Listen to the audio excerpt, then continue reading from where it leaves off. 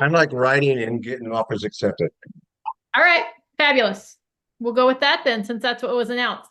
All right, so we'll go with this. Next week, we'll the schedule will get re-released for this month so that everybody can be on the same track, and we'll start with Realtor Basics, which we touch on branding and marketing and agent financials and all those things you need set up to be on track.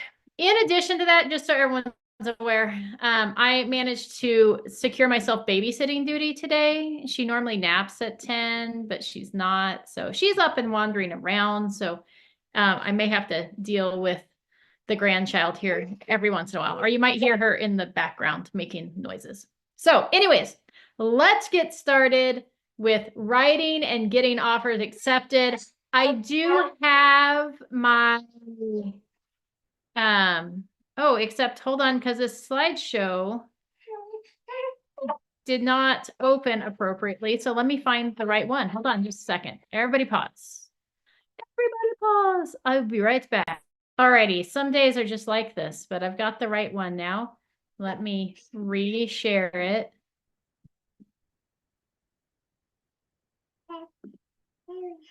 All right.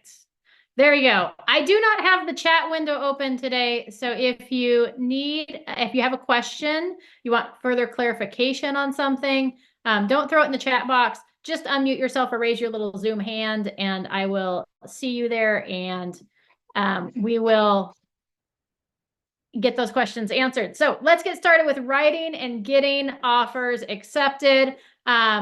We're going to talk about just some good techniques and strategies for writing offers to help them to get accepted, especially as interest rates are continuing to drop right now because the market's going to get more and more competitive, I would assume, as that happens. The market there, kind of Solano, Sacramento, Napa counties has been kind of competitive anyways, but as it progresses, we'll need to get more and more competitive with our offers and how to write those appropriately. So this is part of, right, the buyer path, right? So we'll talk about the buyer consultation here in about 4 or 5 weeks.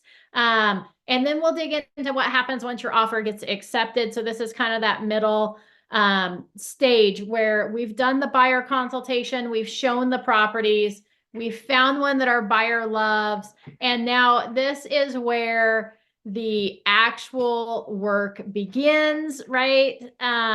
So we want to make sure that we draw up an offer that we can get it accepted. So, oops, I just messed up my windows. There we go. So this is step 8 in the buyer process. You want to make sure that you're really familiar with that purchase agreement. We do lots of classes on it, so just make sure you're familiar with it. In addition to that, you're going to want to know kind of the key areas of the purchase agreement. One of those is FHA, VA, or conventional loan, right? What kind of loan is your buyer securing? And one is not necessarily better than the other. From a seller's point of view, most sellers probably frown the most on FHA because FHA means either that your buyer has credit or that they don't have a lot of down payment. Otherwise, they'd be going conventional. So just a heads up on that. If we VA loans, even though they're 100% financing, especially in areas around military bases, most agents are familiar with those type of loans. They know that it's not just because the buyer doesn't have money. They know they're utilizing their benefit that's allowed to them through the VA. And so we just need to make sure that we build our case. And then there's conventional loans. Oftentimes conventional loans have a little bigger down payment, although not always. So we just need to know what our buyers are using so that we can write the offer appropriately. We also want to build their case for the strength of that offer depending on the type of financing. So some things that may make your offer more competitive than others, like if I have a VA loan or an FHA loan that I know the property may come back with something that might be a lender required repair, we may want to make sure that we pre-negotiate repairs. Maybe my buyer has, $3,000 that they can use towards lender required repairs. We may want to put that in the offer, especially in a multiple offer situation, so that the sellers know that, hey, yeah, it's VA or it's FHA, which can be a little dicey. It could mean that there might be repairs required, but hey, this buyer's saying that they've got some funds to help do that, and they're not going to depend completely on the seller. So some things to keep in mind. In our area, Solano County, California in general, for VA loans, the only required inspection is going to be, outside of the appraisal, is going to be that pest inspection. And most lenders are now taking what's called a Form 33. It's got a much longer name than that. But what it is basically saying that the home is free and clear of any active infestation of like termites or wood destroying beetles or something to that effect. So they aren't requiring any more Section 1 pest clearance, just that clear Form 33. So make sure you know what the lender requires. Okay. So make sure you know what kind of loan, what's going to be required. You've got those contingencies in place. So we just want to make sure that we know what contingencies our buyers are going to want. And so, right, so we need to know all this kind of background and how comfortable our buyers are. Are they first-time buyers? Are they, investors? What are they wanting to do? What are they requiring? The other thing is that per our disclosures, our buyers can write offers on multiple properties at the same time. It's legally okay for them to do that. That being said, if you read the market conditions advisory, it advises our buyers to be careful when doing that, because when we make an offer, even if we're including like an investigation contingency, that is said in the offer that our buyer is going to operate in good faith to close that transaction if the seller accepts their offer. Okay. So if we're writing on multiple homes, you may want to put a clause in there that lets the other agent know of the less desired property, that it's contingent on another offer not being accepted. Okay. Otherwise, what might happen is if we don't put that in there, we write on multiple homes, both offers get accepted. We only have the intention of closing on one of those homes. We turn around and cancel on the other one based on one of the other contingencies in our offer. Technically, the seller may want to go after that buyer because they did not operate in good faith. They had no intention of ever moving forward with that offer if the other one was accepted. So just kind of keep that in mind, but it is possible to write offers on multiple homes at the same time. We want to make sure to have a conversation with the listing agent as well as we go into this offer process. We want to find out when they're reviewing offers. Are they reviewing as received? Do they have a specific date? Do they have any other offers in hand? What kind of activity have they had on the property? Have they had a lot of showings? Has it been slow? Is there talk of other offers? What does the sellers need to help make their transition easier? Are they looking for a quick close, longer close? Do they need a rent back? All those things. And then, of course, now with the new regulations, we may want to have a conversation with that listing agent of, is the seller willing to pay some of the buyer or concessions for the buyer, right? To either cover part of their closing costs or to cover part of the agent commission that you're going to negotiate on that BRBC. In addition, once that buyer finds that property, you want to do a CMA or a comparative market analysis on that property to make sure that what that property is listed at is what you think that property can appraise for. It's not your decision of what to offer on that property. It's your buyer's decision. And so I usually look at comps and say, hey, here's what the property is listed at. Here's what I think it's going to appraise at. And here's probably where you're going to need to be competitive with the other offers. How do you want to proceed? Right? So we want to have that conversation with our buyers. We want to run that CMA report. We will talk about how to run a CMA report. And then we want to communicate all this information with the clients. Hey, clients, that home that you like, it's gotten quite a bit of activity over the last few days. The agent isn't going to review offers until Tuesday. She's expecting multiple offers. Here's what the sellers are looking for. I did do what's called a market analysis on the property. Here's what I came up with. This is what I think the property is going to appraise for. And here's, where I would recommend writing an offer. How do you guys want to proceed? Right? So we're going to have that communication with the client.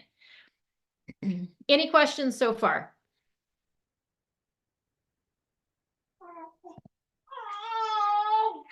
All right.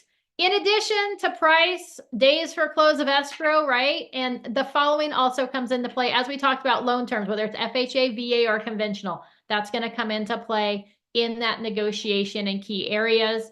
Always make sure that we put that interest rate in on our residential purchase agreements so that we have that as part of our loan contingency as well. And then in addition, like I said, we may want to pre-negotiate repairs on those VA or FHA transactions, right? So we may want to hit those things up front, especially in a competitive market. In a non-competitive market, we don't have to worry about that quite so much. Good faith deposit. So remember, what's customary, what we often see on offers in the Solano County area is a 1% good faith offer deposit. That might vary in different counties, in different areas. And to be competitive, you may come in with a bigger good faith deposit showing that, hey, my buyer's really serious about this. Ultimately, if your buyer's going to sign the liquidated damage clause that's part of the residential purchase agreement, it doesn't matter if it's higher than 3%. So 3% is usually kind of that cap for the good faith deposit. Our liquidated damage clause limits the seller to keeping either the deposit or 3%, whichever is less. Okay. I mean, you could go in with a 5% deposit, but just know that if we initial and sign that liquidated damage clause, that the only thing that's at risk is 3% of that if we're in default. Those contingencies are key areas of the offers, right? There are 9 contingencies now because they broke out the insurance as its own contingency. So we have inspections. The main ones are your inspections, your loan, and your appraisal. Okay, everything else kind of falls under that inspection or investigation. It's the review of the preliminary title report, review of seller disclosures, insurability, review of HOA documents, review of leased and liened items. So a lot of those fall underneath and usually will match that investigation contingency. That being said, if we've gotten all the disclosures up front, maybe we can remove that review of seller documents, right? Contingency. Maybe to be competitive, your buyers decide they want to remove the investigation contingency, just so you know. Oftentimes, if it's a competitive market, that's what the seller's looking for. I might say to be competitive, you may want to choose to go in with no investigation contingency. However, we don't necessarily recommend that. Okay. And even if you go in with no investigation contingency, you can still have inspections done on the property. In fact, we just had one that we put in contract with no investigation contingency. My buyer did still have investigations done on the property, inspections, came back with termites. And even though we didn't have that investigation contingency, we still asked for the repairs of the termites, or we asked for a credit for that termite treatment, and the seller gave it to us. So just because you don't have that in place doesn't mean that you can't ask for things still, that you still can't have investigations. You just can't cancel based on that contingency and keep your deposit. Your deposit's going to be relinquished in most cases. Okay. We may go in with no appraisal contingency. If your buyers have additional cash, they're not worried about the appraised value, they may remove that appraisal contingency. We may shorten the timeframes. Instead of removing them, we may shorten up those contingency timeframes so they're all within like a week or 10 days. Okay, so there's lots of things that we can do with those contingencies to make your offer more competitive. The default on the offer is 17 days for contingencies. And as a listing agent and as a seller, I don't really want to wait 2.5 weeks to find out that these buyers are going to cancel on me. So I oftentimes shortening up those contingencies makes your offer more appealing. Again, key areas, repairs, we kind of talked about that. The other thing that is can help make your offer more competitive, or can be one of those key areas, is fees, right? Who's going to pay what? Who's going to pay the title fees, the escrow fees, the county transfer tax, the HOA fees? Who's going to take care of all of that stuff, right? And so we can utilize that as part of our offer. If it's customary in an area for the seller and buyer to split the title and escrow fees, your offer might be more competitive if the buyer pays those fees. So just kind of think about those things. And when we go to write that offer, making sure we know what is customary. Oftentimes, if you reach out to your title company, they can tell you.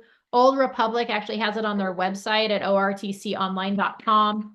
You can go there right on the main page on the left-hand side. There's a link that says who pays. You plug in the city and the county and the purchase price, and it'll tell you what fees are associated with that property as far as title, escrow, transfer tax, and whether there's a city transfer tax or not, and what's customary for who to pay what. So that way you kind of have an idea and you can go from there.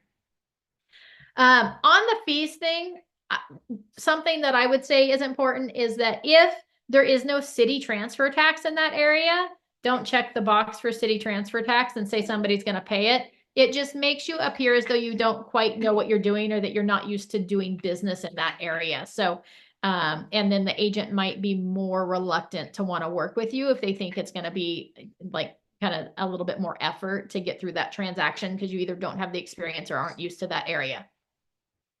So those are kind of the key areas of the offer. Bonus areas, right? Some other items that may come into play. We kind of touched on these. Sellers' needs. What do the sellers need? What are they looking for? Quick close, short close, seller rent back. That appraisal guarantee, right? Maybe we're saying, hey, we're coming in a little over what we think it's going to appraise for, but we're saying as long as it appraises for, you know, we're coming in at 600, but as long as it appraises for 580,000, we're good to go. That would be that appraisal guarantee. You may want to write in like an escalation clause, which is, hey, if you know, we're coming in at 580,000, but we're willing to pay 4,000 over the highest offer if multiple offers are received, up to 600,000. Right? That would be like an escalation clause saying, hey, we're coming in at this, but if you get a higher offer, we're willing to bump our offer up. Buyer credits, right? Do your buyers need credits in order to close escrow? Do they need closing cost credits? Are you asking for the seller with an SPBB form, which is the seller's payment of buyer's broker? Are you asking the seller to pay the commission for the buyer's agent? Are you doing that in forms of repair or of a buyer credit, right?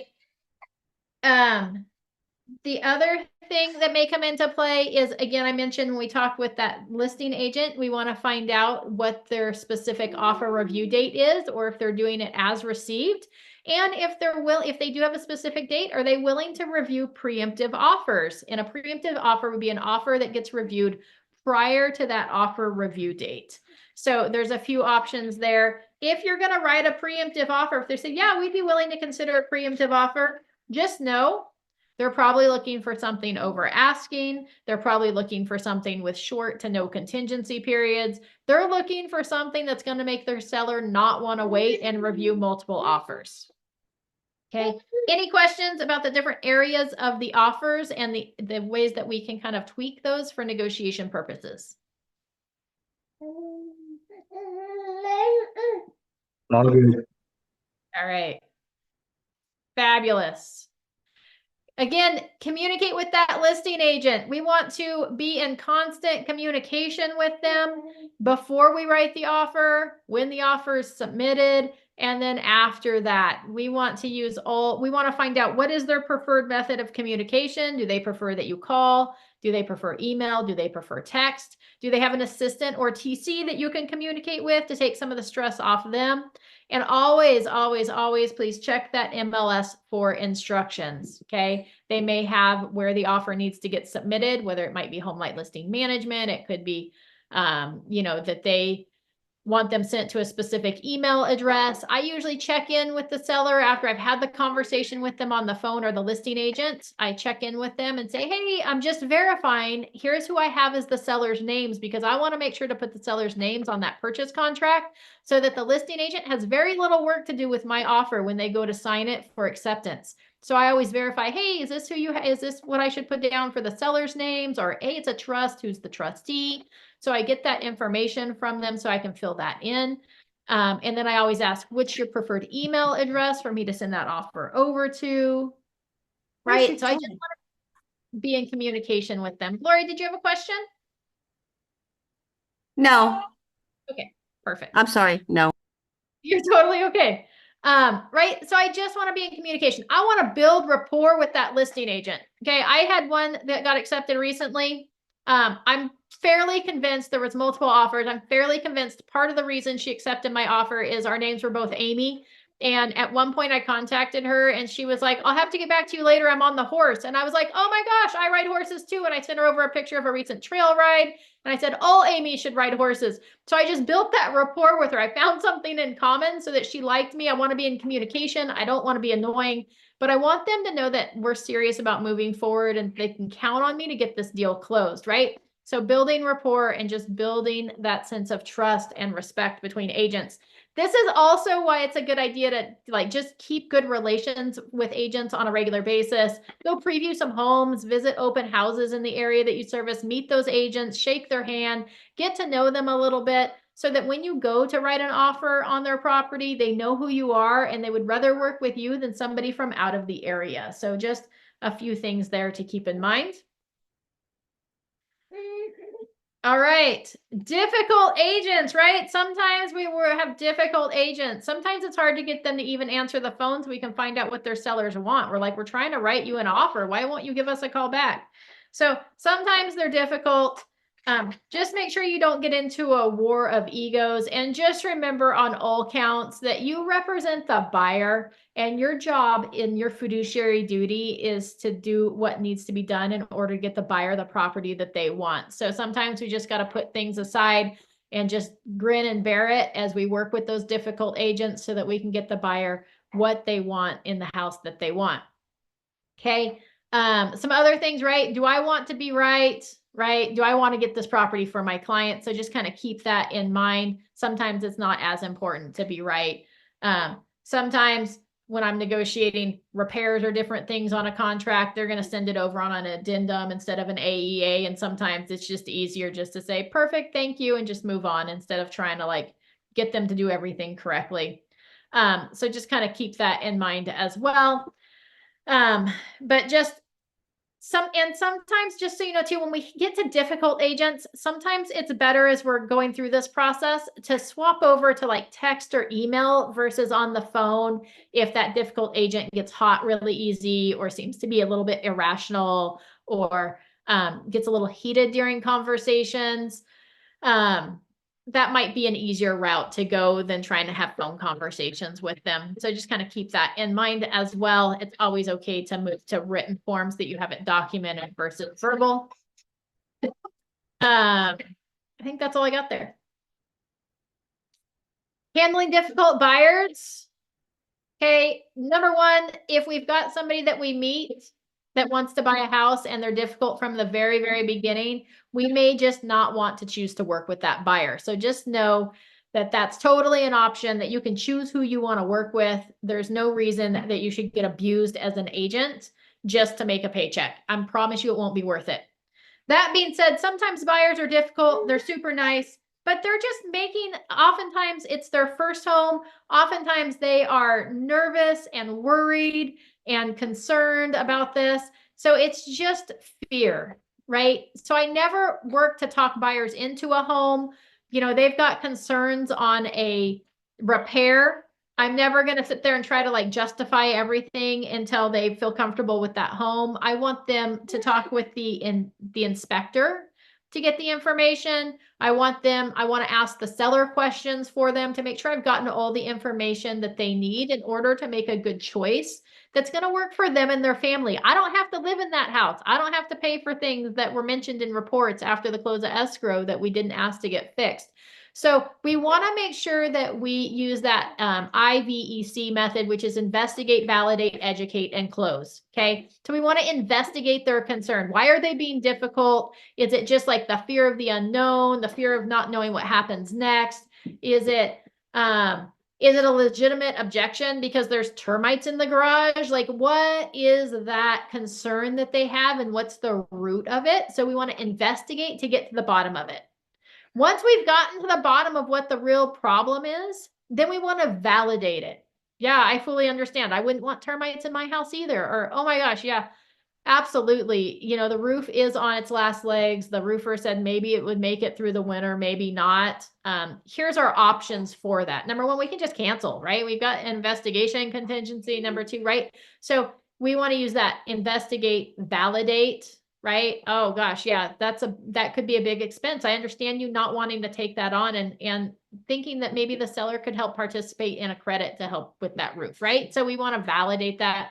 Then we want to educate them, right? So oftentimes we have buyers that get in contract on something and they're like, oh, well, we want the sellers to pay for the home inspector mentioned that we should have a plumbing inspection done. So we're going to ask the sellers to pay for that plumbing inspection, right? So we're going to investigate further. We're going to validate that concern of, yeah, absolutely. Like that inspector said that we should check out the plumbing. I think that's absolutely a good idea. I can recommend some plumbers.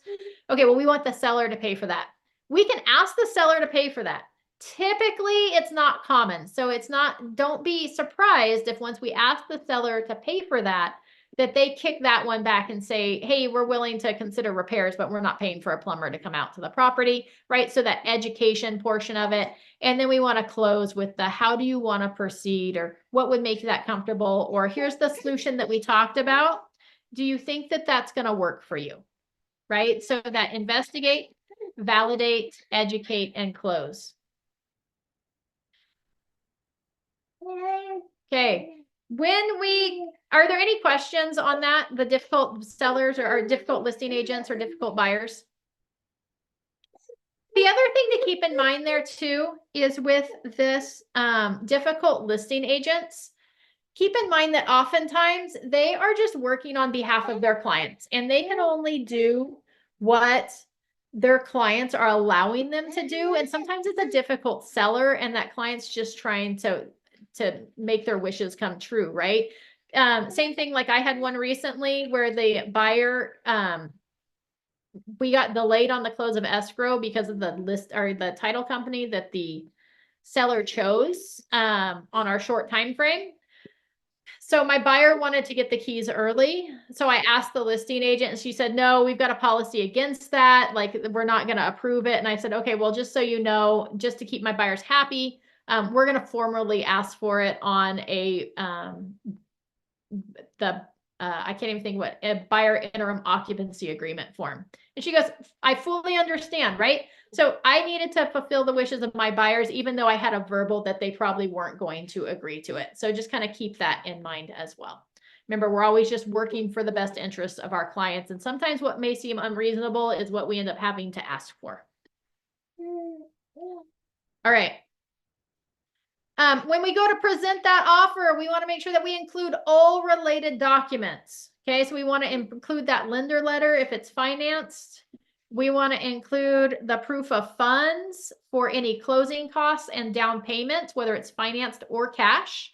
Remember, we can black out the account numbers on those proof of funds. But we always want to make sure that we try to submit that with the offer. We want to submit any addendums or amendments.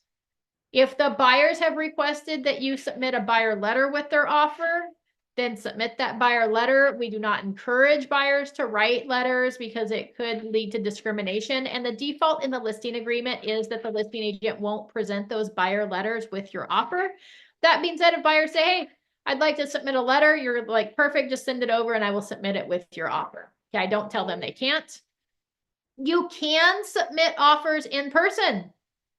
Okay, you can request to be present at the presentation of the offer. I have never had an agent do this on any of my listings. I have never presented the offer in person for any of my buyers, but it is an option that you can do. We want to make sure that we check the MLS for instructions. Do they want it uploaded to a specific site? Do they want that offer emailed over? So just make sure that you kind of know what the instructions are. And then I always let the listing agent know. I send them over just a little text message. Hey, I emailed you over an offer. Can you please confirm receipt when you have time? Or, hey, I uploaded an offer to Homelight Listing Management. I just wanted to make sure that it did actually, upload. So can you confirm receipt when you have a moment? Right? So I always alert them and let them know. Oftentimes too, especially in a multiple offer situation, and oftentimes our buyers like to wait until the last minute to submit those offers. I let them know that, hey, just so you know, I've got an offer out for signatures and I'll have it over to you shortly. So it's okay to communicate that to the listing agent as well. Any questions on presenting the offer?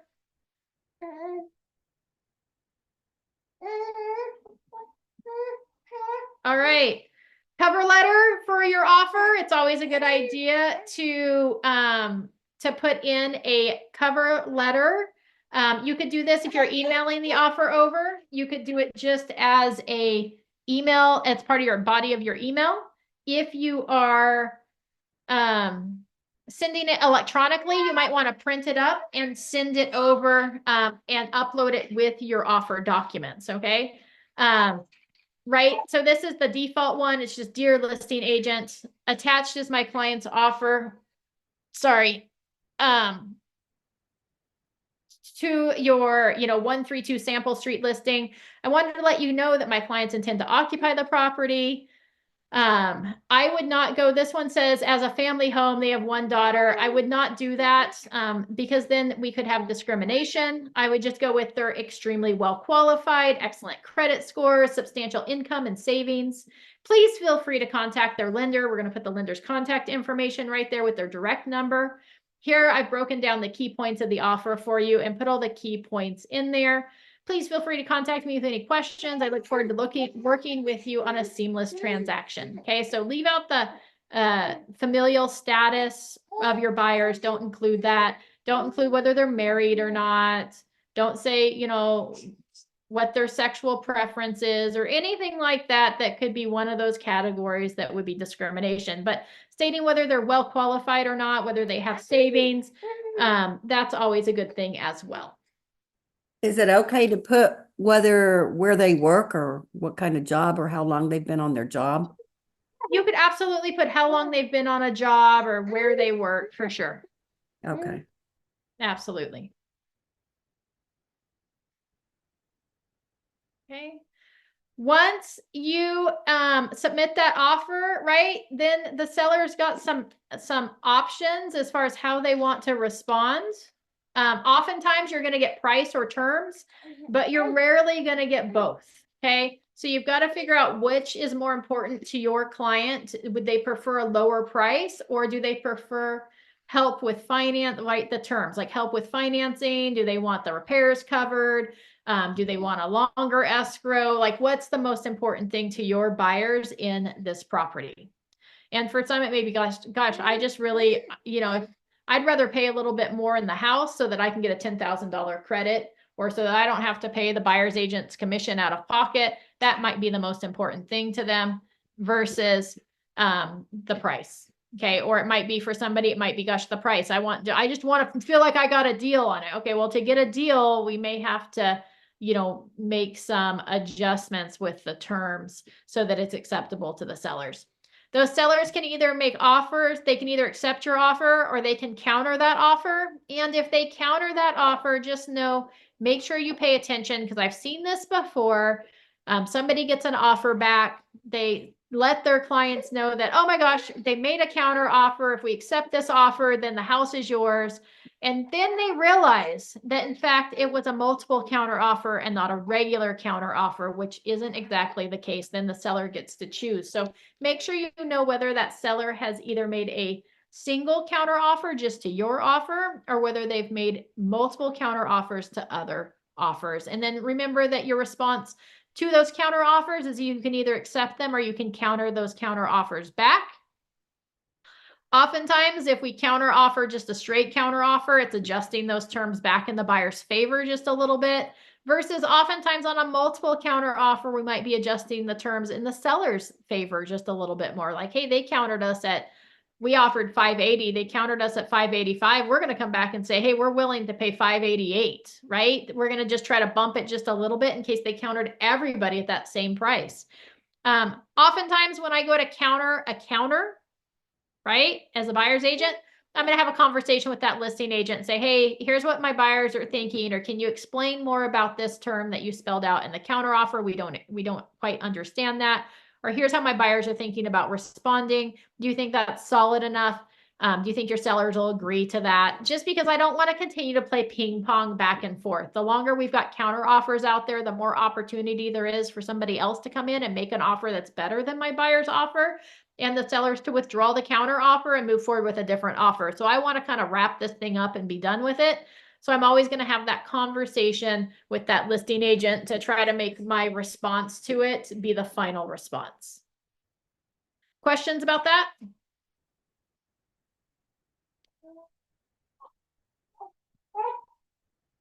All right. Once we get that acceptance of the offer, I guess there are other options. I said they could either accept it or counter it. I guess that's not really true. They could reject the offer as well and say, hey, we're not even responding to it. It's too low. The terms aren't good enough. This is what we said we wanted. We're not even playing with games with you at this point. We're just rejecting it. So they do have that option. The other option is the buyers could withdraw the offer. Another property could come on the market. They could get cold feet and decide that they don't want to move forward with that offer. We would do a withdrawal of offer. So those are the other two responses that we haven't yet talked about. So that's the make and get offers accepted. There's so many moving pieces with that. If you ever have a situation where you've got a really competitive property that your buyers are, excited and wanting to get their offer accepted, check with other agents in the office and ask them, hey, here's the situation. What changes do you think I can make to this offer to make it more acceptable, right? Or sometimes I actually run the offer by the listing agent. Here's what my buyers are thinking. Do you think that's solid enough to be in the lead or to get your sellers to accept our offer, right? Is there anything you want me to change before I submit this? So having those conversations could help you as well. But any questions about writing and getting offers accepted?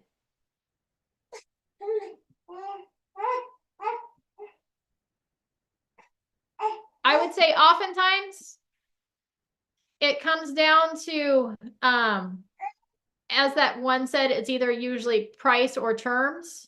And then also I would say rapport with a listing agent. Having a good rapport with that listing agent is going to be key in getting your offer accepted, especially in a multiple offer scenario.